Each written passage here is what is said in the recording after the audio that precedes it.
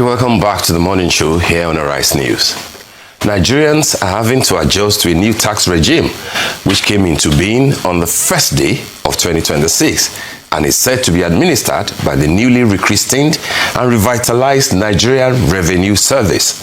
The introduction of the new order comes under a cloud and an increasing scrutiny about the legislative process that birthed it. How certain functionaries of the Tinubu government allegedly tampered with the final document from Parliament before presidential assent was given, and a groundswell of public disapproval in the aftermath. Critically, President Bola Tinubu dismissed all public misgivings about the Nigerian Tax Administration Act 2025 and signed off on it. We will now proceed to have a conversation around the takeoff of the new tax law, what Nigerians should expect from it. 2026 as a year that holds so much for Nigeria's aspiration to nationhood and the call for greater political consciousness among Nigerians by Dr. Chris Nwaokobia, who is a lawyer, public affairs analyst, and the convener, Country First Movement. Good morning, Chris. Good to have you join us on the morning show, and Happy New Year to you. Same to you, Steve. It's my pleasure to be here. Good morning. Fantastic. I like the trimmer, leaner, more handsome you. It's a New Year gift, isn't it? I have to be alive, Steve. I have to be alive, Steve. It wasn't a joke. 2025 was something else. I had to travel overseas on a wheelchair. Wow. And came back after 4 months and 2 weeks. Wow. Leaner, trimmer, and stronger. But I think that's one of the challenges we have to put on leadership here. We have to fix the healthcare sector. Absolutely. We spoke about, something like that while discussing the Anthony Joshua thing. But let's talk about Nigeria. This is, something that is of interest to you. Particularly the fact that everybody has been saying, from the 1st of January 2026, the new tax law, the new tax regime, blah, blah, blah. Well, in 2026, this is the 3rd of January, you did write a series, the second installment, I believe, immediately after the New Year, which you called of fallacies, forgery, and fakery, talking about the new tax laws and why you think that it shouldn't be the ideal gift that the president, should bequeath to Nigerians. Why are you opposed to the new tax law? Steve, I think that the tragedy of our nation is the fact that most times we do not research information. Oftentimes, the tragedy of our state is the fact that our people throw information in the air and refuse to crystallize, refuse to research, refuse to interrogate them. And what we see in the media and in the public space, critique without substance. Now, let's do the right thing. And people have called me and said, fallacies, forgery, and fakery. And I asked them, how much do you know of this forgery, the fallacies, and this fakery? And almost unfortunately, Steve, even in the media, people do not seem to understand the enormity of the challenge that we have on our hands. We have a new tax law, the 2025 Tax Appropriation Act. Yeah. And then you ask yourself, what are these challenges? What is the forgery? Steve, I'm going to use strong words, but politely. Now, you have 8 major alterations. Most Nigerians do not know. 8 major alterations. That goes to the life, the intent, the content, and the substance of that act. One talks about the thresholds. The National Assembly raised the thresholds and said, okay, for instance, people who earn so and so should be taxed. People who earn so and so should not be taxed. Those who went, like your intro, who went behind the scene to doctor, forge, fake, and alter that law, reduced the thresholds. That's substantial forgery. You talk about, Nigerians should listen, this is very important. You talk about issues as to who is exempted, who is not. And then the oil sector, which is the major, they are the ones who profiteer from the Nigerian state. Okay. The alteration removes some of the petroleum sector and their taxes. And then you look at another fundamental issue which is very important as we talk today, because I think it should be more about our nation than about politics. I'm not here to talk politics basically. I'm here to appeal to the conscience of our citizenry, appeal to the conscience of our president, appeal to the conscience of the minders of our presidency, and appeal to the conscience of our clergy. And I'll tell you why. Steve, they also went into that act, one of the 8 alterations, and said the taxman can come to your house to arrest you without a court order. Are you not scared? Are you not worried? They can come without a court order. That means that this taxman is going to have much more power than almost the IG of police. He can come to anybody he suspects of infraction and says, okay, you're arrested. Come and explain yourself. That means that even the new tax law can also serve for a weapon of politics and politics. That's the fear, right? Is that the fear? Oh, it's major. It means that, and that's why I'm concerned, and that's why I talked about the clergy. If you're a clergy, a GO, a general overseer, or whatever you are, and you're not concerned and you're not speaking out, you're rogue. If you're a political operator and you're more concerned about 2027 than about what obtains now, you're rogue. If you're the minder of the president and you're involved in presidency and you're not concerned about this forgery, you're rogue. If you're in the National Assembly and you're not speaking up and speaking out, you're rogue.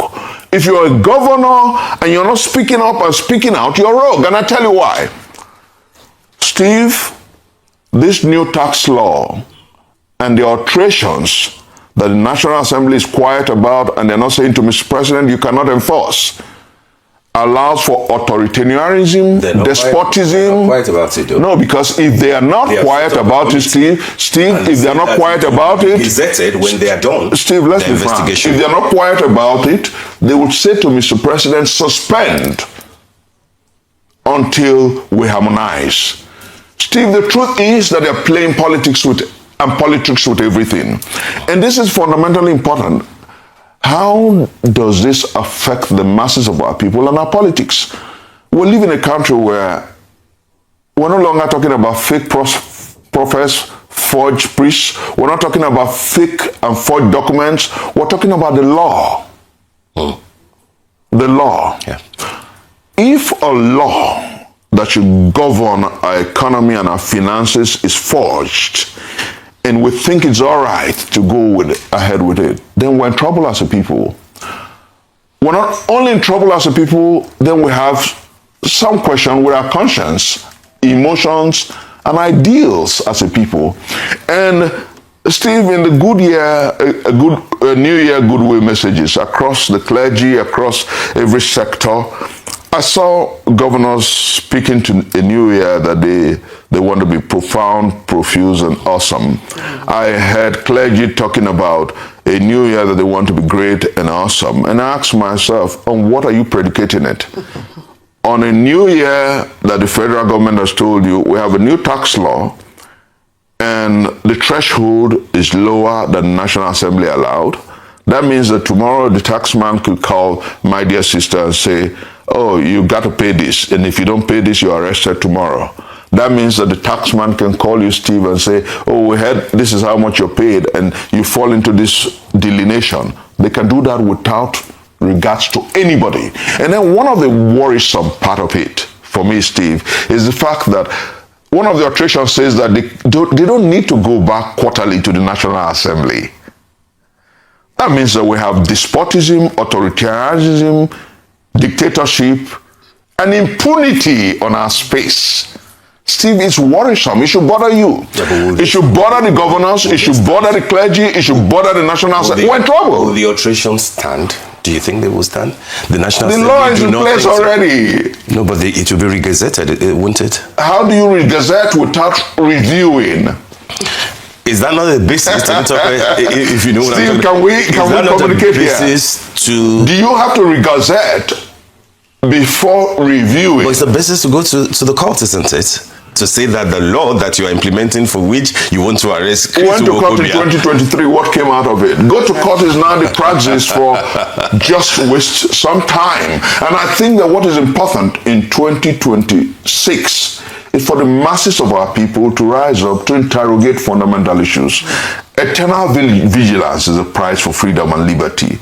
I am not here to disparage anyone. I'm here to say to our countrymen, to those who are in the APC, the ADC, and across political tendencies, to understand that statesmen think about the citizenry, statesmen think about the nation, politicians think about the next election, and the time to begin to think about our nation is now. To President Bola Ahmed Tinubu and his minders, the time to think about Nigeria and the nation is now. I am not concerned. Steve, I didn't come here to talk about 2027, and I beg you, oblige me that position. Absolutely. Some people will say to me, Professor, you were part of the Labour Party, you were part of Peter Ob's campaign in 2023, he's now in ADC. What do you think? That's not what I'm concerned about now. I'm concerned about my people, the masses of our country. Steve, I'm concerned about the thousands of Nigerians who do not understand what I went through the whole of last year and who think that I have enough money to send monies to accounts for Christmas and New Year. Who think that you have enough 10,000, 20,000 to give when the economy is in doldrums, who think that you must somehow have monies to dish. I think that we're all caught in the same situation as a people, and we must rise to the truth and the urgency of now and challenge leadership to responsible and responsive action, challenge leadership to do less of mendacious and perfidious statistics, challenge leadership to do more of realistic appraisal of the nation and what affects our people. And let me tickle your mind a bit, Steve. Over the past years, Nigerians stayed long hours on the roads, traveling to their villages.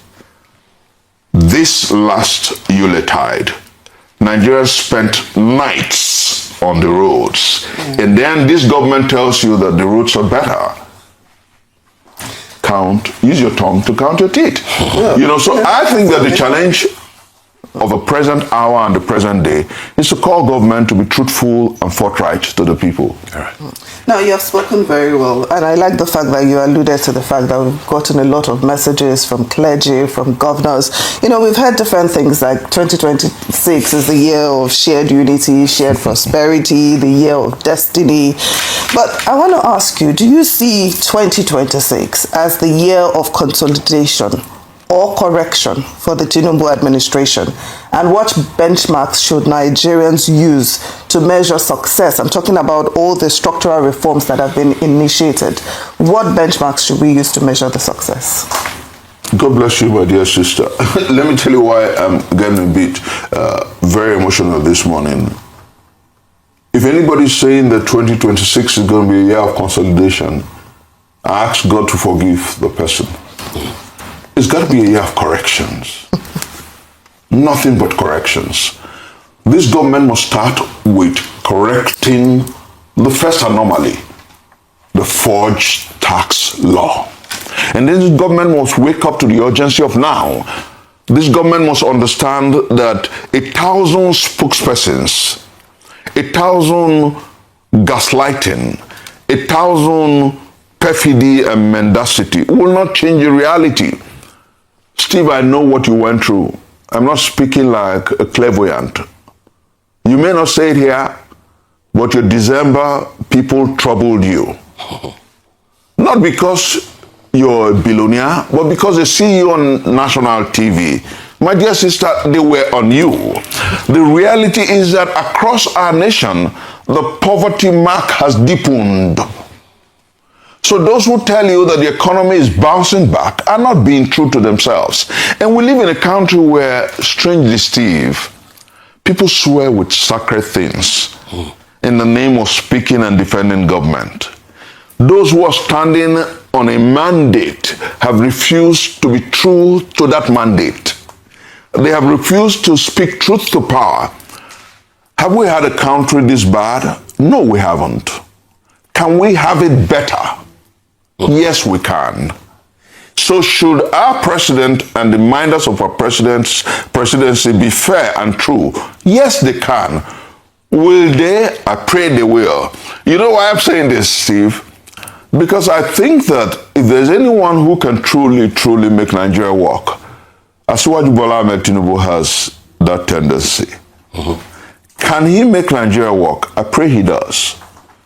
Will he? I pray he has the moral and ethical verve and nerve to do so. You don't think in 2.5 years plus he's been trying to make Nigeria work? You know, Steve, I'd rather tell Mr. President and the minders of the presidency that they haven't shown that tendency. At all? They have done more talk than walk. They've done more propaganda than proactive action. They've done more politics than performance. And I say this advisedly. Steve, go through, ask your friends who went through the Benin bypass. Ask your friends who traveled from Abuja to the east through Kogi. I hear so much from Dave Umahi. You remember that poetry, you know, you're a writer. You remember it was Shakespeare, full of sound and fury, signifying nothing. All we've heard in 2.5 years from Dave Umahi and his men, sound and fury, nothing. Nigerians had to sleep on the roads. Oh, come on, Steve. I pray that our leaders will understand the urgency of now. I pray that they will understand that it is not rocket science to get certain things done. I pray that they will understand that the challenge of leadership is deeper and nobler than politics and politics. And I pray that as we go into 2026, Nigerians will understand that if this country works, we're all better. It's not just about the ADC or the APC being better. Yeah. It's about all of us. I don't want a country in 2026 where my text messages and WhatsApp will be full of people asking for 2,000, 5,000, 10,000. I want a nation where we're sharing messages of performance. And this country is arguably God's greatest country in the third world. Arguably God's greatest country in Africa. We are blessed by God with amazing resources and riches ineffable. And so why aren't we performing? All right, Chris, let me go back to the issue of the tax law. And I understand, I appreciate the enormity of the, you know, what it conveys, that there are 8 major alterations. 8, yeah. Major, you know, well, alterations, maybe I shouldn't say. Alterations, forgeries. You know, alterations. Forgeries, Steve. The president says that they're not substantial as to warrant him delay. That when this taxman doesn't like me, he can arrest me without a warrant. Okay, so but so I don't want to accept that they will not be addressed by the National Assembly.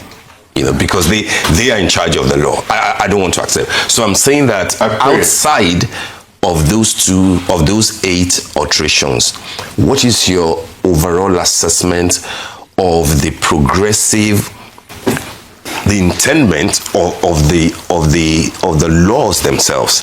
That of course, you know, excuse those who earn less than ₦1 million from paying PE.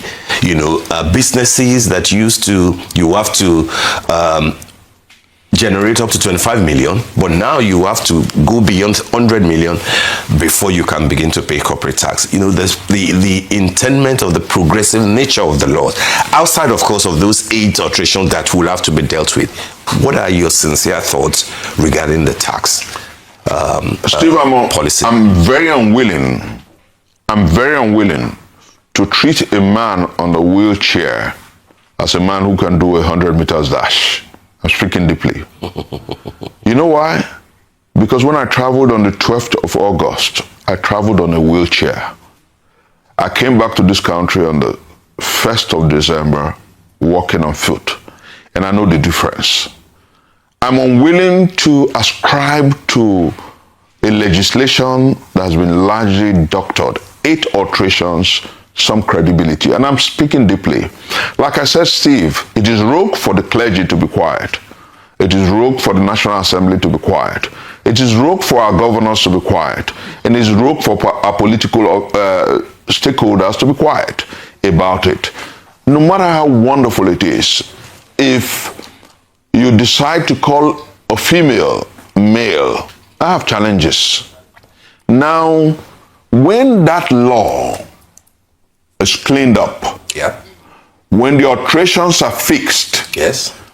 when the National Assembly looks at it again and the corrections made and it is regazetted, Yes. I can look at the merits. I will not ascribe credibility to a situation that is messed up. I will not. You know, my late dad taught me something, and may God bless his soul. He said to me, don't be caught in debates that undermines the faultiness, the messiness, and the murkiness of the foundation. We have a National Tax Appropriation Act that is forged. I will not address it until it is cleaned up and made right.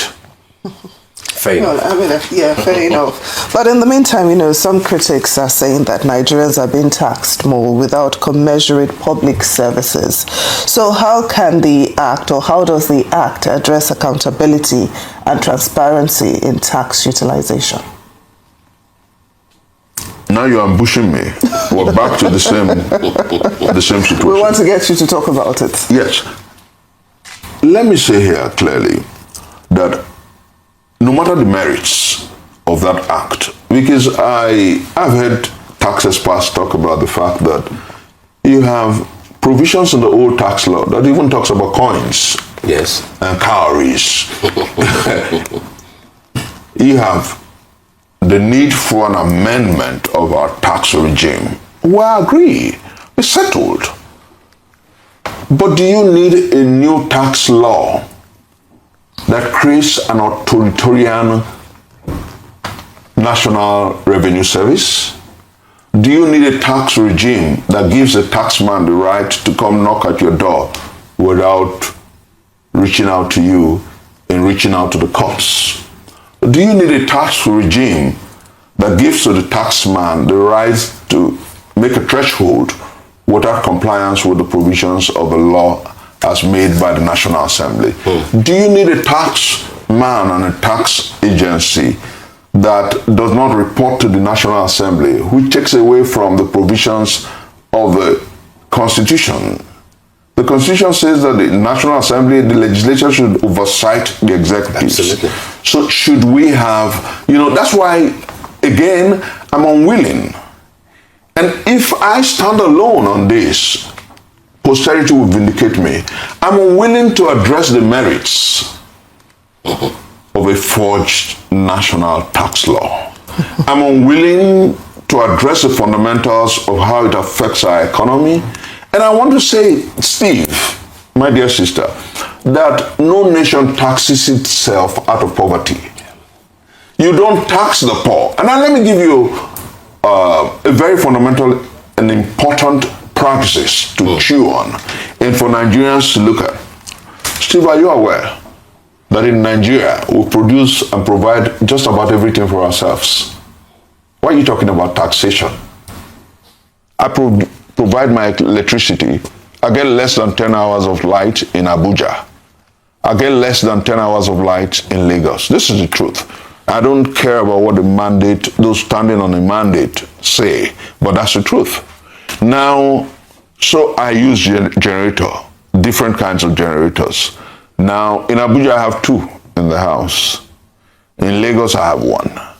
Now, count the costs. I still pay tax. I still will pay tax. Now, I want you to look at these fundamentals. Steve, that's what Nigerians go through. And then we almost produce and provide our security. Steve, you're scared of the man who knocks at your gate, so you have a Megad. If you don't have a Megad, your neighborhood has a security agency, and we all pay for it. we still have to pay tax. Steve, your children are in schools. We pay school fees for private schools that otherwise our children, if our system were working, should be in public schools. I'll give you a practical instance. Whilst I was away treating myself, one of the mornings, my younger brother walked up to me, who's an American citizen, and said to me, your daughter, that's my niece, is not feeling very strong, but she must go to school. And I asked why. Keep her at home. He said, no. If I keep her at home up to 10 times in a term, I'll be in trouble. Government is interested in how many times my daughter comes to school. And these are public schools where government fends for the kids. Now take this challenge. Every time we're talking about taxation, we're talking about comparative analysis between systems that work. Yes. Where government is interested in whether your child comes to school or not. Here, you're telling me I should pay tax. Government doesn't know whether my child is in school or not. Right. Steve, we're in a terrible situation. And until things are done rightly and correctly, until we challenge leadership to do what is proper, right, and right, we're all in trouble. I am not here to oblige leadership and those who sing songs. I'm here to say to our country, the time to be true to power, to speak the truth to power is now. The time to ask our clergymen who, Steve, I was shocked, and permit me. You mentioned them like oh yeah, because I saw one on New Year Day. The Anglican bishop or something. I mean, what did he say? Nwaokobia or whatever. Yeah. Reading a script and telling us that 2026 is going to be a great year. And I said, on what is he predicating this practice? Has government infiltrated the churches and the clergy? You know, Steve, I think that the time has come for us to be true to what we say on paper and say to our nation, we must do right. Every child on the street deserves good life. And before we tax our nation, before we impose a forged tax document, we must show a commitment to our collective well-being. Fantastic, Chris. I mean, it's always good to have you on the show because you shoot straight. But it's a new year, and a lot of people are saying that let's at least be positive about our country. For once, let's hope that 2026 will be different. The president promised that by April, the anomaly of multiple budgets will stop. He owned up. He took responsibility. Should we trust him that he will clean up this tax law? I don't know. I mean, we don't know where, I would love to trust. Okay. I would love to just trust. One word before we let I you would go. love to trust Mr. President, but I need facts and figures. I would love to trust our economy. I need facts and figures, not sexed-up documents and sexed-up dictats. And let me say clearly that I am a lover of our dear president and our presidency. I'm a lover of Nigeria. But you know what? I want a country that works for the benefit of the masses of our people. So I will be true to power. And I'll say to Mr. President, those who advise you are not telling you the truth. Nigerians are hungrier, angrier, and more despondent than ever. And Nigerians do not trust your government because you say one thing today and you do another thing tomorrow. And Nigerians do not trust the new tax law because it's sexed up and doctored. And the way to a future that works for our collective good is to be forthright, true, and strong. And let me close because I know we're short of time. Yes. It was Sir Walter Scott. And everybody who knows me knows that I'm obsessed about that quote. It was Sir Walter Scott who said, "Oh, what a tangled web we weave when first we practice to deceive." I want to say to those who speak for our president to lie less in 2026. Tell more truth, because Nigerians have the data on their hands.